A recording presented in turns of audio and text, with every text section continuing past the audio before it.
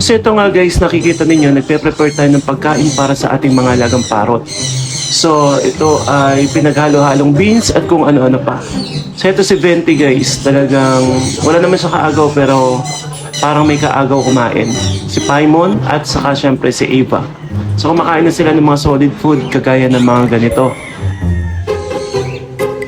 At unang ang kinuha ni Ava ang mais. Ayan, ayaw niya maging mamais. So, sarap na sarap siya guys. At ito namang nakikita ninyo guys ay ang breeder natin na Alexandrine.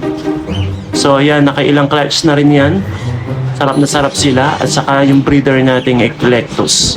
Ito, napakalaki ng Ecle na to guys. Sarap na sarap sila sa ganyang klaseng pagkain. Gustong gusto ng mga Eclectus yan.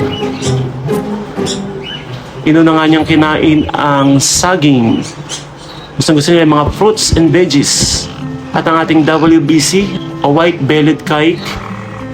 Gusto rin nila yung ganitong klaseng pagkain. So, bata pa to pero hoping mag-breed na sila para makabawi-bawi din naman ng mga expenses sa kanilang mga pagkain. Ayun naman yung kanyang partner nang nakikiramdam pa siya kung ano ang meron.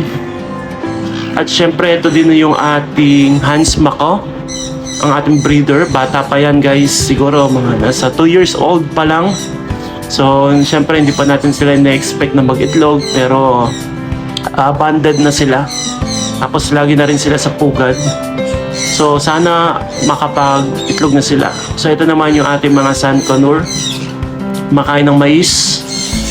At ito yung ating mga breeder ng SC. Ayan guys, nakikita ninyo yung mga breeder natin.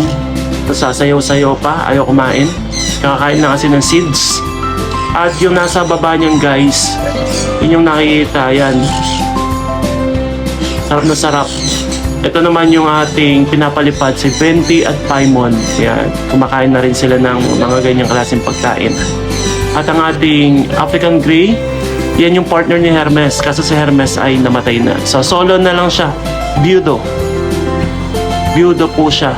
So sa mga may kakilala diyang may babae, pwede nyo ipakilala yung ating HGP. Si Bamboo guys, ibibreed na lang natin to.